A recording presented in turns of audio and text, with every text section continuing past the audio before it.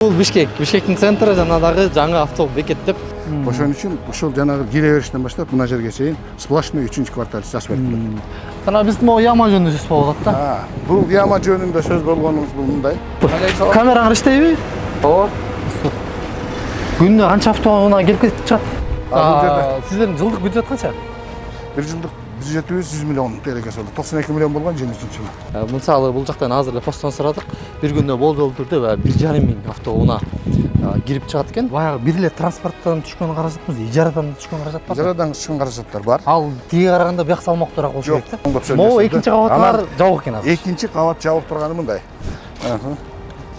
Анан айтыңыз. Аба райынын условиясында шартына келиштирип туруп 3-чү кварталга койгонбуз да. Автовокзалдын котору боюнча маселелер. Ооба, сөздөр кетип атат. Сиз өзүңүз биле сөздөр бар атат да. Ушулар аркылуу гана беребиз. Силер үч тараптуу келишим болот, ооба. Ооба, үч тарап сиз аны түшүнүп турбайсыз. 81-жылдан бери чатыр бир да жол жасалбаптыр. Bunun üstü belki mehki kroyla koyat. Hanım bağıl jayda bir жазда катуу шамал болбоду. Ооба. Ошондо чачыратып көпчүлүк жерлерин учуруп кеткен да. Урматтуу көрүүчүлөр, биз азыр Бишкектеги Батыш автобекети, жаңы автобекет деп коет, ошого келдик. Assalamu alaykum, бир суроо уруксатпы? Камераңыз иштейби? Ооба. Күнүнө канча автоунаа келип кетип чыгат? Жактан. Бул жактан. Мисалы, болжол түрдө. 1000ден 3000, 2000. 1,5 миң болжол түрдө, Бул автобекет эң биринчи эле шаарга келгенде эле шаардын көркү болуп эсептелери баарына бышык. Бул дөңгөлөктүн аморот кандай иштеп баратканын көрдүңөрбү? Бул Бишкектин центрі жанагы жаңы автобус бекет деп айтабыз. Мисалы бул жактан азыр эле посттон сурадык. Бир күндө болжол түрдө 1,5 миң автоунаа кирип чыгат экен. 1,5 миң автоунааны мейли баягы бул маршруттук каттамдардагы бар, көк орундулар, алар өзүнчө тариф төлөйт. Кичинекей автоунаалар өзүнчө тариф төлөйт. Биз баягы 30 сомдон эсептейли, 1,5 миңди. Өзүңүз эсептеп калькулятор менен чыгып көрүңүз. Жана да күнүнө ошончо каражат түшсө, айына канча, жылына канча каражат түшөт. Ошончо каражат кайда кетип атат деген дагы суроо бар. Ошол суроону биз азыр ушул автовокзалдын жетекчисине берип көрөлү. Автовокзал боюнча келди, протокол номерден сайттан. Сайттанбы? Эмне вопростор эле? Бул жактагы кирип чыга турган, кирип баратканда чыгып бара тургандагы жолубуздардын абалы биринчиден. Экинчиден автобустардын ямасы, автобустардын тура турган жери. Үчүнчүдөн экинчи этаждын эмне себептен иштебей аткандыгы, бош тургандыгы. Анан төртүнчүдөн жалпы жөнүндө эле автовокзалдагы тазалык жөнүндө сөз болуп атат. Макул айтып берейин. Айтарайлы. Анан бир эле нерседен баштап жүрбөйсүзбү?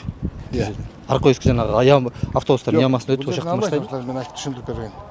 Сүйлөшүп көтөрбөйсүзбү? Бул жол боюнчачы? Четин айтып көтөрбөйсүзбү? Бул жол боюнча булар бардыгы тең планга кирген. Азыр учурда өзүңүздөр белгилүү болуп ортолукта жанагы бир 2 жылга чейин 20-жылдардан кийинки пандемия учурунда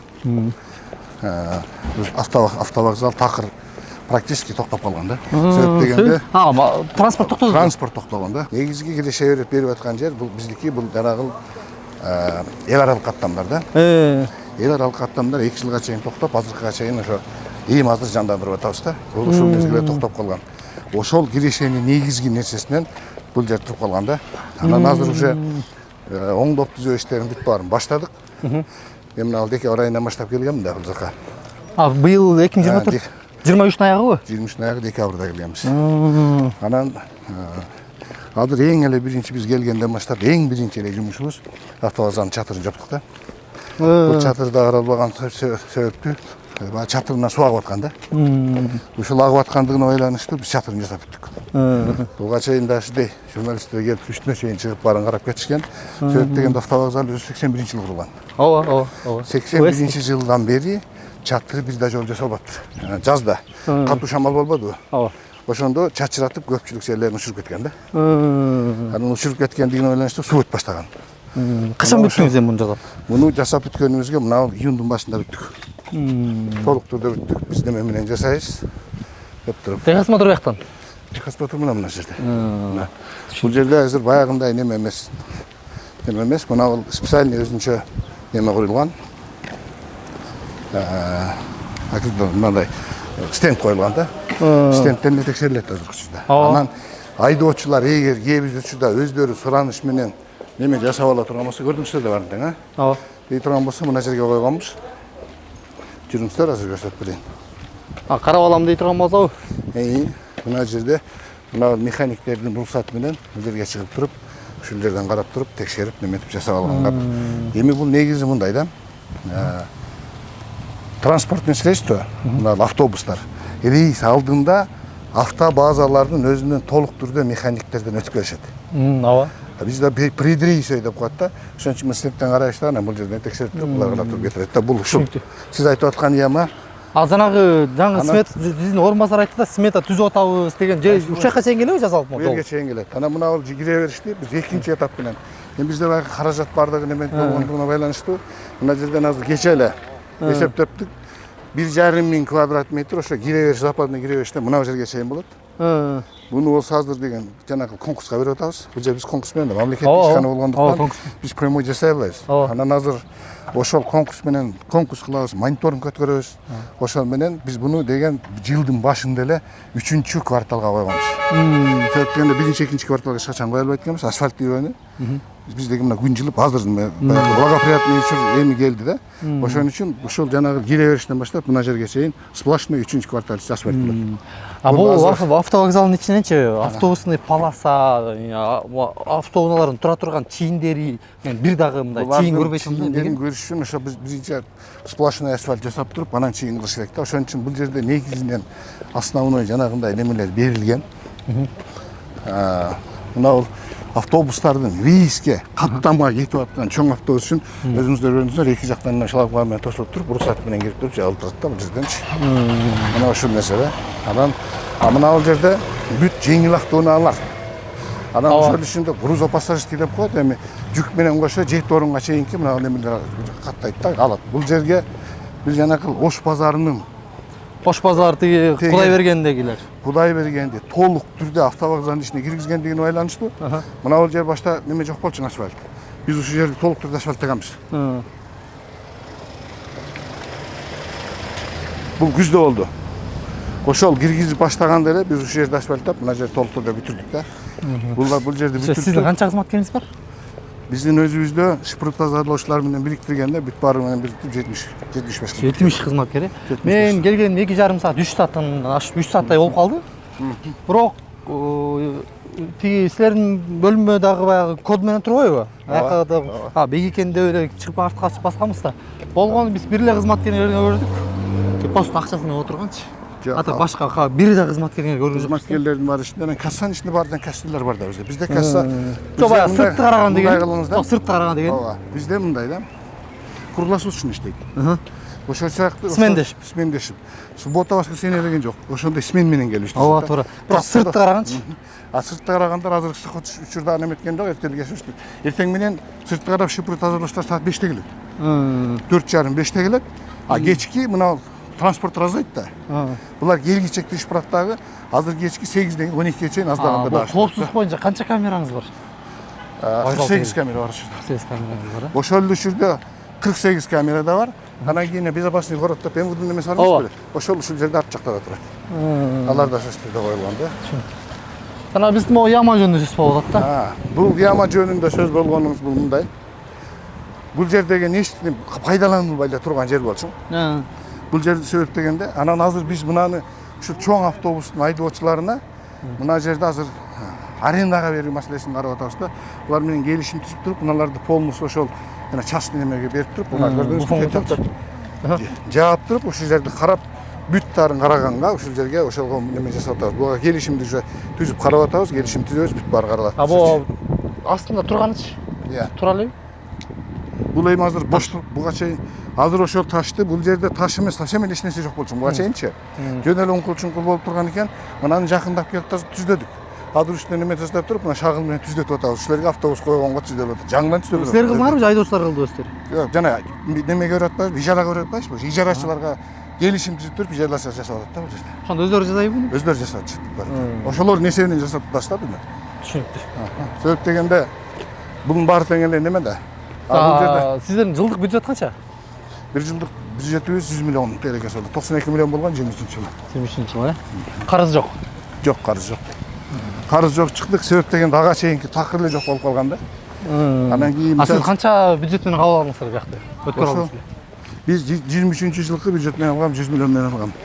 Азыр биз 25% өстүрүү боюнча неметтик. Азыр мисалы үчүн быйылкы жылдын эсебинен немелерге, кызматкерлерге 15% айлыгын көтөрдүк. Анан ушу менен азыр иштеп келатабыз. Азыр эми эң негизги чоң максат. Айлык акы канча болду? Орто есепмен. Ортосу айлык акы 20 миң. 20 миң, Чоң эмес абдан да бизде. Биз эми Осменде иштейт туурабы? биз мындай да. Биз хозрасчеттин ишканабыз да. Ооба, билем. Хозрасчеттин ишкана болгончо биздин доходубузга жараша коебуз да. Эгер биздин доходубуз көбөйсө, көбөйткөнгө немебиз бар да. Мүмкүнчүлүк болсо. Ал азыркы мезгилде мүмкүнчүлүк ушул болуп атат. Эми мына эл аралык каттамдар толук түрдө жанданбайт. Мисалы үчүн Москвага мына 20-жылга чейин жумасына 3-төн 4-төн каттам кете турган болсо автобус менен. Азыркы учурда бир да каттам болбой атат. Азыркы учурда бизден Түменге, анан Омскка жумасына бирден Түмен кетип аттылар, Омскка жумасына бирден 24-төн баштап. Сиздердечи баягы бир эле транспорттон түшкөн каражатмы, ижарадан түшкөн каражат барбы? Ижарадан түшкөн каражаттар бар. Ал тиге караганда бияк салмактуураак болуш керек да. Негизги биздин кызматыбыз жанагы билет сатуудан түшкөндөн да. Билет сатуудан ижарадан түшпөйбү? Чөп будан да. Мен азыр айтып берем ошого. Мына ижарадан билет сатуудан түшкөн биз саткан билеттин 12% болсо алат. Ооба. Ал эми ижарадан түшкөн пайданын 30%ын биз мамлекетке отурабыз. Мамлекет 70% бизде калат да. Министрде алат.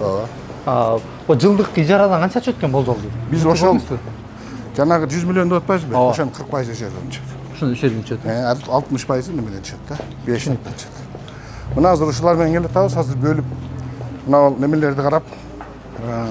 Эми ошол мисалы 100 миллиондунчу ичинде айлык акы деген бар, жана 70-72 кызмат. Конечно, бүт бар. Айлык акы деген бар, башка нерсе бар, свет, суу, налог деген нерселер бар. Андан төлөйсүңөр да. Ооба. 100 миллионду айтып жана пайданы айтып берейин, ошо 100 миллион үчүн таза пайда, таза киреше. Мына бул 23-жылы таза киреше 20 миллион менен чыкты. 20 миллион. Эми ошол кирешеңерди немеге саласыңар да туурабы? Ушунда ремонтко салып атабыз бүт баарын. Азыр асфальттын өзүндө эле мына немени ошол болсо канча кетирдиңиз?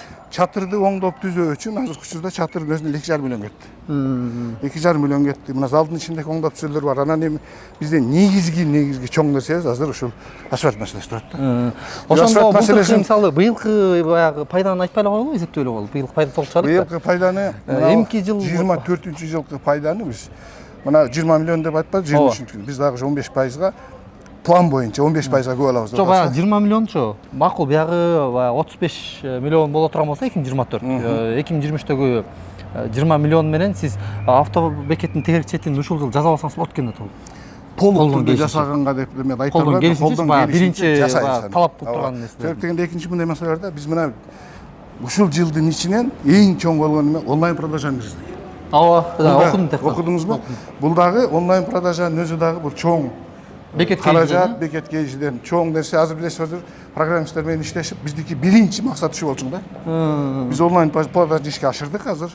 Толук турду. Эми азыр ушул мына биз жылдын башында өзүбүз пландаштырганбыз да.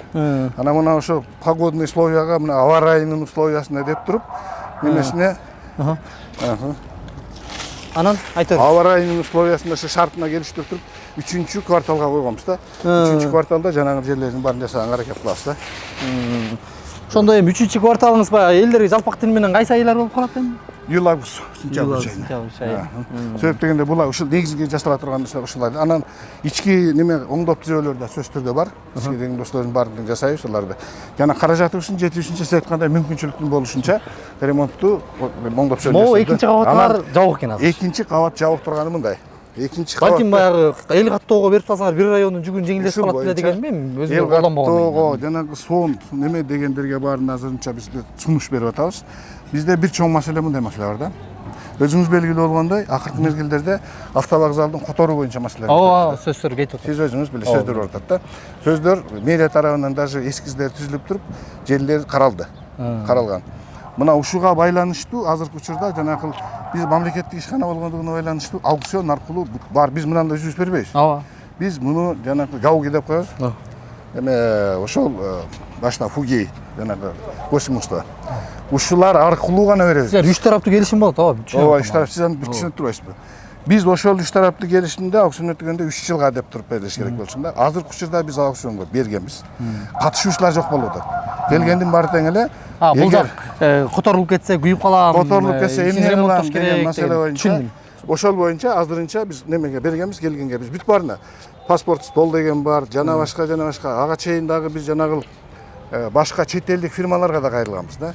Ушуну алып туруп, жана экинчи этажды бир мына автотранспортко байланышкан бир нерсе кылсаңар деп туруп. Анан бирок азыркы учурда өзүңүз көрүп, мамлекет тарабынан негизи бул министрлер кабинети тарабынан да тапшырма берилген. Автовокзалдын бош ушундай зданиялардын бүт баарын жанакы калкты тейлөө борборлоруна, жанакы мамлекеттик каттоолорго берүү боюнча азыр келип карап иштер жүрүп атат, анализдерди алып атат баарын. Түшүнүктүү. Рахмат. Жанагы сиз айтып аткан турган ушундай. Биз прямой эле мисалы үчүн сиз келсеңиз азыр болду бердик мынча деп деме жасап Ооба, биз үч тараптуу келишим болот, 3 тараптуу через келишим менен студия кетебиз. болот. 3 тараптуу келишим менен келгендердин адамдардын баары тең жанагыга өздөрүнчө ушундай сөз ойлонушту, күмөндүү ойлор болгондон ойлонушту. Азырынча албай жабып турган ушундан да. Болбосо буга чейин иштеп келген. Урматтуу көрүүчүлөр, биз эфирдин биринчи бөлүгүндө автобекеттеги болуп аткан маселелердин баардыгын бирден-бирден тизип көрсөтүп бергенбиз. Ал эми экинчи бөлүгүндө автобекеттин жетекчиси өзү транспорт министрлигинде чогулушта экен, өзү келип калды. Келип калып өзү болгон суроолорго жооп алып берди. Жооп берди бизге. Анан эгерде сиздерде дагы суроолор болсо, комментарий бөлүгүнө жазып, биздин каналга катталып кетүүнү унутпаңыз. Аман туруңуз.